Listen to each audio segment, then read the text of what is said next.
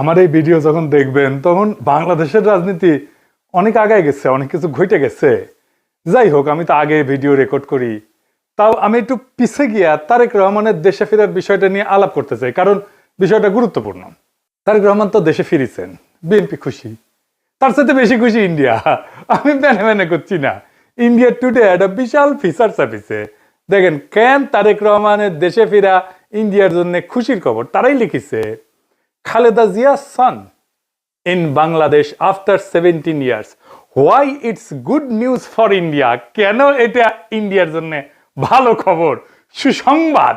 ওরে বাবা, কি খুশি ইন্ডিয়া। কিন্তু তারেক রহমানের দেশে ফিরে নিয়ে কি কি বার্তা আপনি পাইলেন, সেটা আমরা মোটামুটি তিনটা দিক থেকে বিচার করব। এক নাম্বার, উনি কেমনে ফিরলেন, উনার ফেরার ঘটনায় কে কি রোল প্লে করলো। দুই নাম্বার হইতেছে উনি কি বললেন, কেমনে বললেন। তিন নাম্বার হইতেছে উনার ফেরার ঘটনা নিয়ে গণমানুষের মধ্যে কি প্রতিক্রিয়া, এবং বাঙ্গু এলিট এস্টাবলিশমেন্ট এবং আওয়ামী লীগের মধ্যে কি প্রতিক্রিয়া। এই তিনটা দিক থেকে দেখলে আপনি বুঝতে পারবেন তারেক রহমানের দেশে ফেরাটা বাংলাদেশের জন্য কি মিন করে, এটার অর্থটা কি। তার আগে ওই পায়েসের উপরে যেমন কিসমিস থাকে না, উনকার দুটা কিসমিস দিয়ে দিই পায়েসের উপরে। না দেখেনি বিএনপি কইছে তারা 300 ফিটে যে বর্জ্য তৈরি করেছে তাও প্রসারণ করে, মার্শাল্লাহ। এই যে দেখেন, তারপরে ছবিও দিছে আগে এবং পরে, ওরে বাবা। তারপরে বিএনপির পাঁচাচাটা এডিটে সাহেব, পাঁচাচাটা কওয়া যাবি না, হ্যাঁ সে কি আপনি চান না আমি মুখ খারাপ করি? আচ্ছা তাইলে ধরি পাঁচাটা হয়েছে, তবে হোগা চাটাটা কিন্তু খারাপ না। যাই হোক, আপনি পছন্দ করলেন না, আপনার একটা কথা রাখা লাগে। তো পাও চাটার একটা ছবি দেবেন না, তাই বলে ভালো হয়েছে, ভালো হয়েছে না? তো জুতার সাইজ কলে ভালো, মাশাআল্লাহ, অনেকে সেট পারবি, জায়গা আছে অনেক সামনে, ইনকে করে। তো তারেক রহমানের ইনকে একটা জুতা কিনে দিয়ে বিএনপি কইছে পরিষ্কার করিছে, আর পন্দের আলো কইতেছে আম্বা, ওরা ওই একই কথা। গণসংবর্ধনার পর 300 ফিট সড়কের বর্জ্য অপসারণ করলো ঢাকা উত্তর বিএনপি। তো আসেন না বিএনপির, ওটা তো ছবি দেখলেন, স্টিল ছবি, একটা ভিডিও দেখেন, বিএনপির কর্মীরা পরিষ্কার করছে, ভালো লাগবে না? দেখেন ২৬ তারিখ সকালে ৩০০ ফিট এলাকায় গিয়ে দেখা যায় জমে থাকা ময়লার স্তূপ পরিষ্কার করছেন ঢাকা উত্তর সিটি কর্পোরেশনের পরিচ্ছন্নতা কর্মীরা। বিএনপির অফিসিয়াল পেজ থেকে দাবি করা হয়েছে ময়লা পরিষ্কার করছে, সমস্ত ময়লা পরিষ্কার করছে বিএনপি, কিন্তু আসলে না, কথাটি মিথ্যা। পুরো অংশের অধিকাংশ অর্থাৎ 90% বর্জ্য ময়লা পরিষ্কার করেছে ঢাকা উত্তর সিটি কর্পোরেশন। দেখেছেন কারা করিচ্ছে পরিষ্কার? 148 টন বর্জ্য পরিষ্কার করছে সিটি কর্পোরেশন। কেমন ধাপ্পা দেয় দেখেন। একটা জিনিস দেখবেন, আর একটা কিসমিস, পায়েসের উপরে কিসমিস, পায়েসের উপরে একটা কিসমিস দেওয়ার ছবি দেখার, এটা মিষ্টি দেখে এটা মনটা ভালো হবি। একটা জিনিস দেখেন, মিটিং শুরুর আগে স্টেজের সামনে বোতল সুইরা T20 খেলিচ্ছে, দেখেছেন? কেউ থামাইতে পারতেছে না, পারলে নেতাদের মারে। বড় দল হয়ে করবে কি ওরা? নিজের দলে তো কোনো শৃঙ্খলা নাই, রাষ্ট্র চালাইবে, মিটিং সামলাইতে পারে না, তা আবার নিজের দলের মিটিং, তার নিজের দলের কর্মী তাদের। তো যাই হোক, আলোচনায় আসি। প্রথম পয়েন্ট, তারেক রহমান ফেরার ঘটনায় কে কি রোল প্লে করলো। তারেক রহমানের মূল সিকিউরিটি দিল কে, বলেন তো? কে দিল? এটাই হইতেছে কে কি রোল প্লে করলো। এটা একটা বিশাল বার্তা আছে বলে। সেনাবাহিনী, কোন স্পেশাল ফোর্স না, র্যাব না, পুলিশ না, এসএসএফ না, পুরা দস্তর সেনাবাহিনী। এই জায়গাটা খেয়াল করবেন। স্বরাষ্ট্র মন্ত্রণালয়ের নিরাপত্তা ব্রিফিং আপনি পাবেন সব জায়গায়, কয়া হয়েছে এটা সিভিল ফোর্স করবে, কোথাও সেনাবাহিনী মোতায়েন করা হবে বলা হয়নি। এটার দায়িত্ব ছিল ডিএমপির। দেখেন ডিএমপির ব্রিফিং দেখেন, 2000 পুলিশ সদস্য মোতায়েন থাকার কথা ছিল। পুলিশ দেখেছেন অল্প কিছু দেখতে পারেন, দেখেন নাই, মূলত চারিদিকে ঝাঁকে ঝাঁকে আর্মি। দেখেন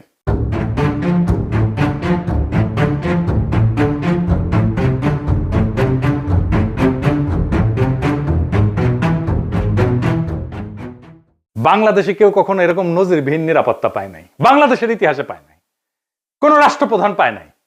যাই হোক, এই যে আর্মি নিরাপত্তা, এটা প্রফেসর ইউনূসের সরকার সিভিল প্রশাসনকে উপেক্ষা কইরা ওয়াকার দিছে। এটা ওয়াকারের শক্তি প্রদর্শন, ও বুঝাই দেয় সবাইকে যে আর্মি তারেক রহমানের সাথে আছে, বুঝেছ?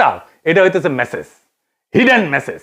তারেক রহমান বাংলাদেশের নেক্সট প্রাইম মিনিস্টার হওয়া কন্টেন্ডার, সন্দেহ নাই, হইতে পারবে কিনা সেইটা সন্দেহ আছে। তো ওই তো একাই কন্টেন্ডার না, তাই না?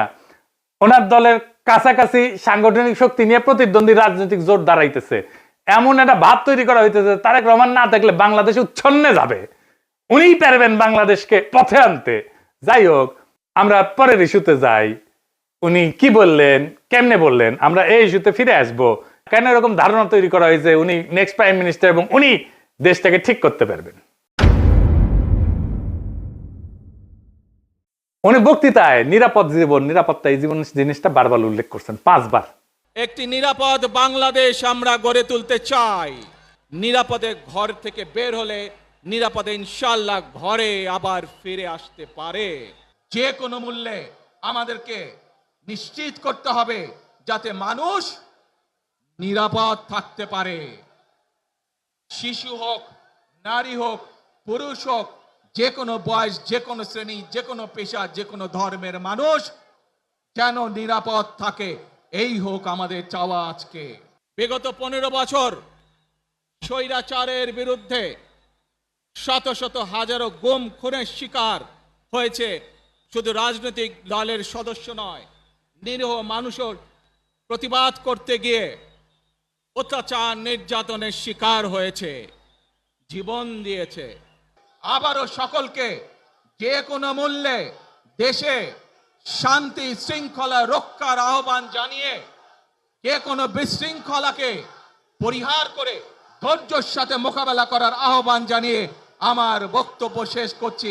এটা কোনো দুর্ঘটনাবশত কাকতালীয় ঘটনা না, এই বারবার ফিরে আসা, এইটা সেন্ট্রাল থিমেটিক অ্যাঙ্কর তার বক্তৃতার। পুরা বক্তৃতায় ছড়ায় থাকা কোর মেসেজ। এটা শুধু একটা কথার কথা না, পুরা বক্তৃতার একটা নৈতিক ফ্রেম এই নিরাপত্তা, মানুষের নিরাপত্তা। ভাষণের প্রধান নরমাটিভ ক্লেম মানুষ যেন নিরাপদ থাকে। নরমাটিভ ক্লেম কারে কয় জানেন তো? জানেন অবশ্যই, তাও কই আর কি। নরমাটিভ ক্লেম বলতে বোঝায় এমন একটা বক্তব্য যে যা কি হওয়া উচিত, কি করা উচিত, বা কোনটা নৈতিকভাবে সঠিক বা ভুল, এই প্রশ্নগুলোর উত্তর দেয়। এটা কোনো বাস্তব বর্ণনা না, এটা মূল্যবোধ, নৈতিকতা এবং আদর্শ নিয়ে কথা বলে। নরমাটিভ ক্লেম সবসময় এরকম হওয়া উচিত টাইপের দাবি, এবং এই নরমাটিভ ক্লেমের বৈশিষ্ট্য সত্য মিথ্যা দিয়ে যাচাই করা যায় না।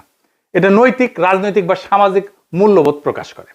এইগুলো নীতি নির্ধারণে ব্যবহার করা হয় এই শব্দটা। উচিত, দরকার, ন্যায়সঙ্গত, অন্যায়, ভালো, মন্দ, এগুলো হইতেছে নরমাটিভ ক্লেম। যেমন ধরেন, আমি যদি বলি রাষ্ট্রের দায়িত্ব নাগরিকদের নিরাপত্তা নিশ্চিত করা, এটা নরমাটিভ ক্লেম, বুঝাও। তারপরে ধরেন গুম খুনের বিচার হওয়া উচিত, এটা নরমাটিভ ক্লেম।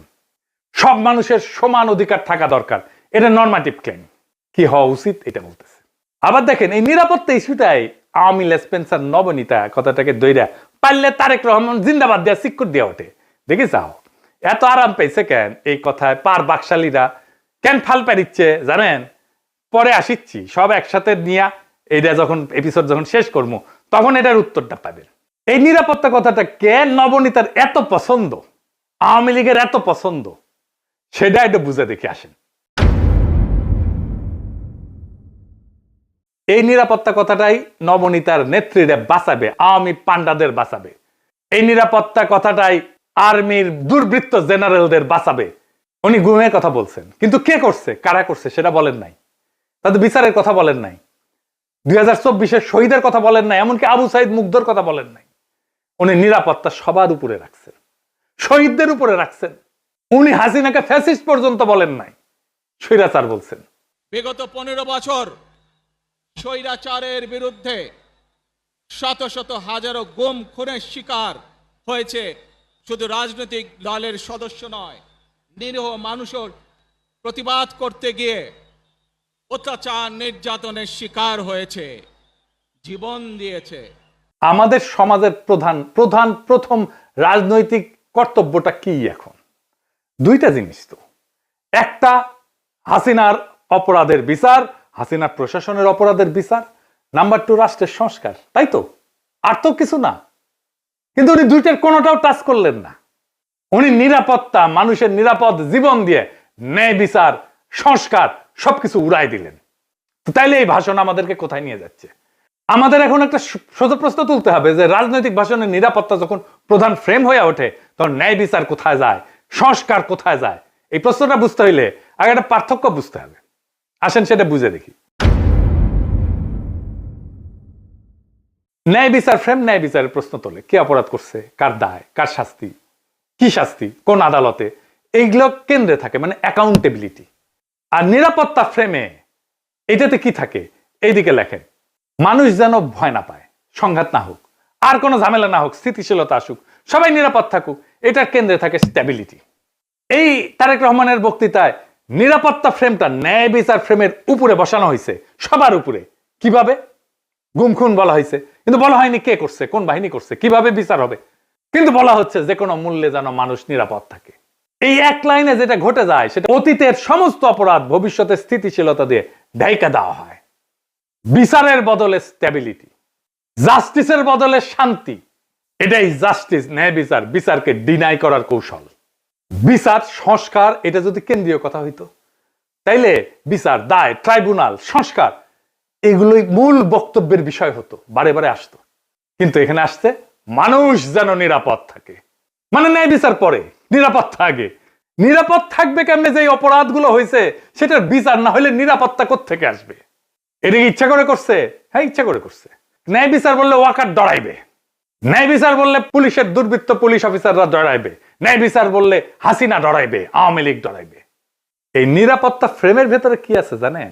এই নিরাপত্তা ফ্রেমের মধ্যে লুকায় আছে আওয়ামী লীগের দায় মুক্তি। কোন আইন করে ক্ষমা না, কিন্তু বিচার না হওয়া। আইন করে ক্ষমা করবে না, কিন্তু বিচারই করবে না। কারণ গুম খুন আছে, দায়ী তো কেউ নাই, কে করছে সেটা তো বলে নাই। বিচারের রোডম্যাপ নাই, নির্বাচনের রোডম্যাপ নিয়ে পাগলা হয়ে গেছিল, বিচারের কোনো রোডম্যাপ নাই। যত সময় যাবে অপরাধগুলো ঝুলে যাবে না? এই কারণেই তরুণেরা, তরুণদের রাজনৈতিক দল এনসিপি বিএনপির সাথে নাই। কারণ তরুণরা তো জানতে চাইবে কে করলো, কেন করলো, শাস্তি কি। নিরাপত্তার ফ্রেম তারেক রহমানের এই উত্তর দেবে না। বিএনপি আর তার বুদ্ধিজীবীরা বুঝতেই পারতেছে না, ন্যায় বিচারকে পিছাই দিলে ভবিষ্যতের বড় রাজনৈতিক সংকট তৈরি হয়। মানুষ যখন বিচারহীনতা দেখবে নিজের হাতে আইন তুলে নেবে। আর শেষ বিচারে তো বিচারহীনতা কোনো ইনসাফ না। যে রাজনৈতিক দল ন্যায় বিচারকে স্থিতিশীলতার নামে পিছায় দেয়, সে একদিন স্থিতিশীলতাকেই হারায় ফেলবে। আর একটা বিষয় হইতেছে, উনি বক্তা হিসেবে ভালো না, মানে নো অফেন্স, উনি বক্তা হিসেবে ভালো না। উদ্দীপনামূলক বক্তব্য উনি দিতে পারেন না।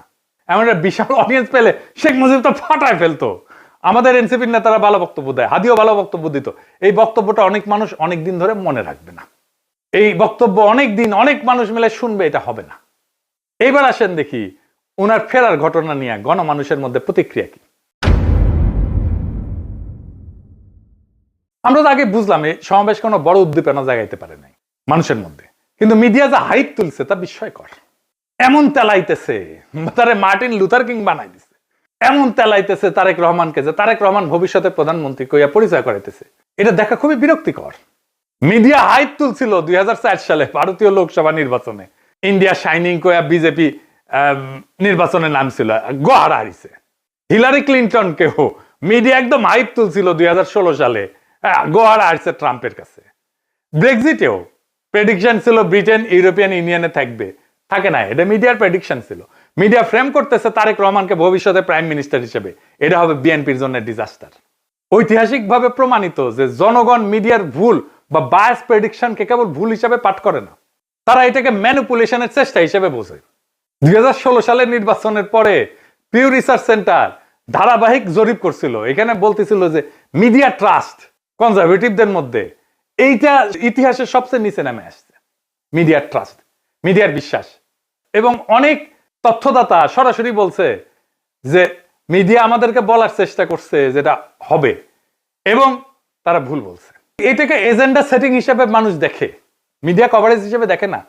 ফুকুয়েটারে বলছিল যখন জ্ঞান বর্ণনা না করে মিডিয়া নির্দেশ দিতে চায় জনগণকে, তখন তা ক্ষমতায় রূপ নেয়। তারা তারেক রহমানের ক্ষমতা তৈরি করতেছে, মিডিয়া ক্ষমতা, ভার্চুয়াল ক্ষমতা তৈরি করতেছে।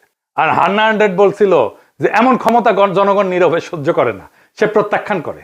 তাই বহু নির্বাচনে আমরা দেখি জনগণ ব্যালট ব্যবহার করে কেবল কোন প্রার্থীর বিরুদ্ধে না, ভবিষ্যতে আগেই লিখে রাখা মিডিয়া ন্যারেটিভের বিরুদ্ধে প্রতিশোধ নেয়।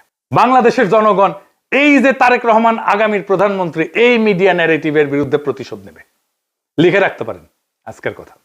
তারপরে ধরেন পাবলিকের যা হয়রানি হয়েছে দেখেন একটু। দেখেন কি পরিমাণ লোক এয়ারপোর্ট থেকে সবাই লাগেজ মাথায় করে কিন্তু বের হচ্ছে। দেখেন, আপনারা দেখলে অবাক হয়ে যাবেন যে শত শত না হাজার হাজার লোক আটকে পড়েছিল, যারা প্রবাস থেকে বাংলাদেশে আজকে আসছে বা কালকে রাত্রে যারা আসছে বের হয়ে যেতে পারছে, আজকে যারা আসছে সহজে কিন্তু সকালবেলা বের হতে পারে নাই।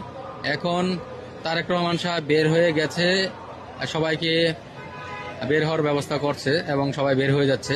আর একটা হয়রানি দেখেন পাবলিক কি করছে।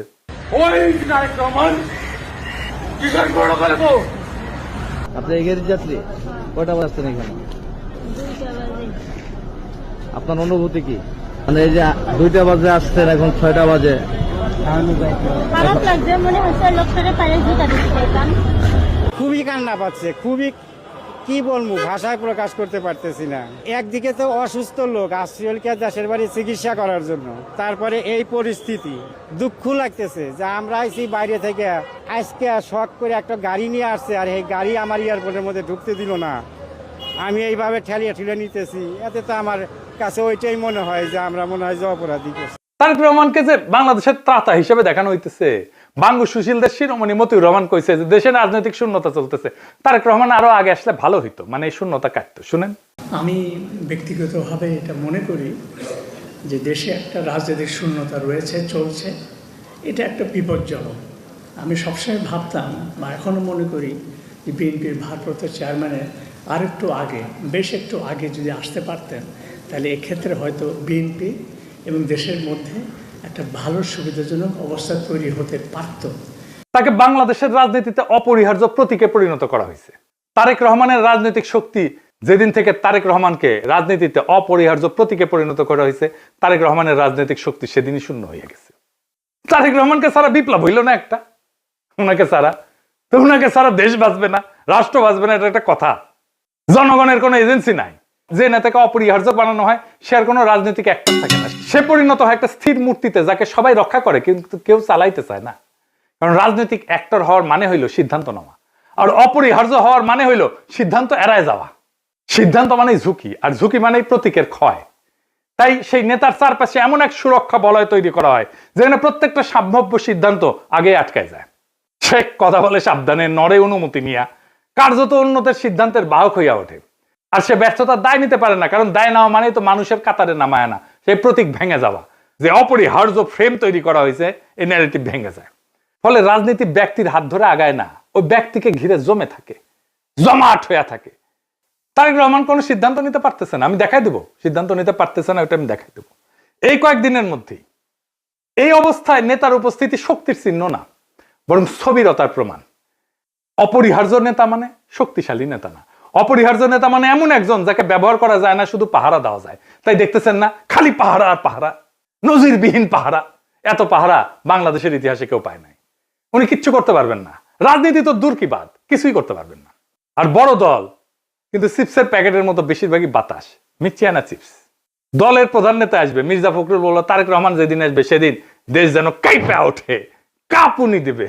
আমি আপনাদেরকে জানাতে চাই, নেতা যেদিন আমাদের আসবেন, যেদিন বাংলাদেশে পা দেবেন, সেদিন যেন সমগ্র বাংলাদেশ কেঁপে উঠে। বন্ধুগণ, এই কাপাকাপি করতে গিয়া একটা প্রোগ্রাম নিছে, পঙ্গু হাসপাতালে আহত জুলাই যোদ্ধাদের দেখতে যাবে তারেক রহমান।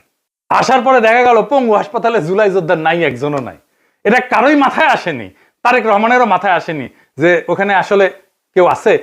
3টা না 4টা প্রোগ্রাম তো কয়দিনে, তাই না? এতদিন ধরে প্রস্তুতি নিচ্ছে।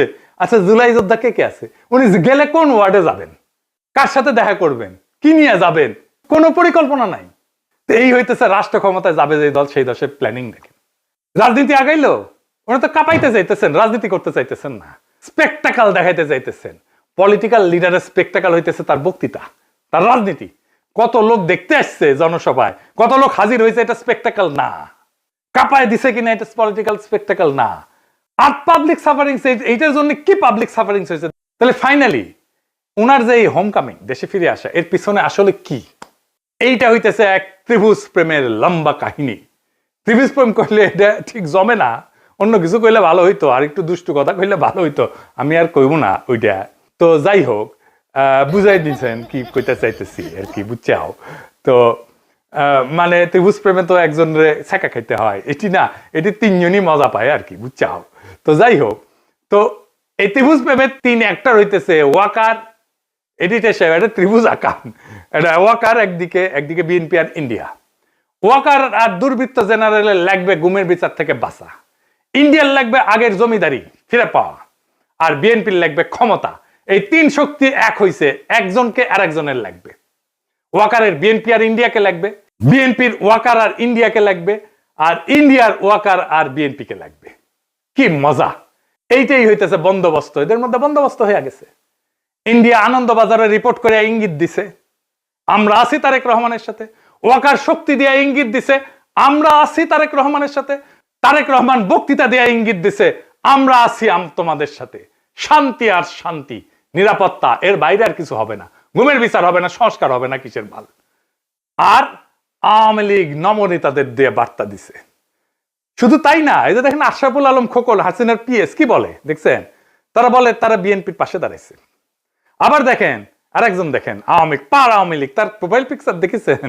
হ্যাঁ, সঞ্জিদা খাতুনের ছবি দিছে, তা সেরা ছবিটা দিছে, দুঃখ ভাব একটু, বুঝছাও তো। ওই কয় যে গরু দুধ দেয় তার নাকি লাথি খাওয়া যায়, মানে বিএনপি দুধ দিচ্ছে এখন। বিএনপির আবার দুধও আছে। না আছে তো, না আছে আছে, সত্যি আছে, আমি মিছা কথা কইতেছি না, আমি দুষ্টামি করিছি না। বিএনপির দুধু আছে, আসলেই আছে। এই যে দেখেন বিএনপির দুধু, দেখিস বিএনপির দুধু আছে, তো বিএনপির দুধু দিয়ে দিছে আওয়ামী লীগকে। যাই হোক, আপনি কিছুদিন পরে দেখবেন পার নাস্তিক গুলা দাঁড়াইতেছে বিএনপির পাশে এবং তারা বলতেছে আমরা বিএনপিকে ভোট দিব। আমি দেখাই দিব, বলতেছে তারা পার নাস্তিক, যাদেরকে ঘৃণা করেন আপনারা। বিএনপিকে ক্ষমতা আনার জন্য এই সবগুলো শক্তি এক হয়েছে। কেন্দ্র দখল করবে, প্রশাসনকে কাজে লাগায়, পুলিশকে কাজে লাগায়, গুন্ডা আর হুন্ডা দিয়ে নির্বাচন হবে, আর্মি বসে থাকবে, অথবা আর্মিও পিটাবে পাবলিককে, ব্যালট বাক্স লুট হবে। আওয়ামী লীগের পুরো সংগঠন বিএনপির জন্য কাজ করবে, টাকা আসবে, খালি টাকা আর টাকা, লুট করা টাকা ফেরত আসবে কিছু। নির্বাচন প্রচারণার জন্য এই 4 বান্ডেল দিলাম ব্যানার পিস্টন করার জন্য, আর এটি লাগাইবা শুধু মোটরসাইকেল বহরের জন্য। মোটরসাইকেল নিয়ে আসবা 7টা, ঠিক আছে, দেখে নিয়ে আসবা। আর এটি রাখো শুধু নির্বাচনের দিন চা সিগারেট খাওয়াইবা মানুষকে। আর এই 7-8 বান্ডেল যেটি আছে, সকালবেলা সীসা খাইবা, হ্যাঁ সীসা খাইবা বৈশা। আমি পাস করবো না, সমস্যা নেই। সেই টাকা বিএনপি নির্বাচনের জন্য কাজে লাগবে। এই জন্য খোদা বক্সকে সরাই দিছে প্রফেসর ইউনূসের সরকার। প্রশাসন, পুলিশ, জেনারেলরা মাথায় রাখেন, এই নির্বাচন আমাদের আজাদির নির্বাচন। সংসদের কাজ রাষ্ট্রে ইনসাফ কায়েম করা। আমার আগের ভিডিওটা দেখে নিয়েন, বিস্তারিত আলাপ করছি কিভাবে সংসদ আইন তৈরির মাধ্যমে সমাজের মাঝে থাকা ইনসাফের ধারণা রাষ্ট্রের আইনের মধ্যে ঢুকে দেয়। রাষ্ট্রকে ইনসাফমুখী করে তোলে সংসদ। এই ইনসাফের রাষ্ট্রই আমাদের আজাদির দিকে নিয়ে যায়। আমাদের প্রত্যেকটা ভোটকে আমাদের মাঠে রক্ষা করতে হবে। প্রশাসন যদি গণরায়কে ছিনায় নিতে চায়, তাহলে ভোট ডাকাতদের এইবার বিতাড়িত করব বাংলাদেশ থেকে। আর এইবার প্রশাসনের, পুলিশের কাউরে যদি পক্ষপাত করতে দেখা যায়, কোনো মাপ কিন্তু নাই। আগামী সরকার বিএনপির হবে না, প্রফেসর ইউনূসের সরকারের মতো ধ্বজভঙ্গ সরকারও হবে না। তাই খুব খেয়াল, ভোট রক্ষার লড়াইয়ের জন্য তৈরি হন। এইবার ভোট দিলেই হবে না, কেন্দ্র পাহারা দিতে হবে, প্রত্যেকটা ভোটকে আমাদের রক্ষা করতে হবে। আর এক নতুন ভোট আনার লড়াইয়ের জন্য তৈরি হন। ইনকিলাব জিন্দাবাদ।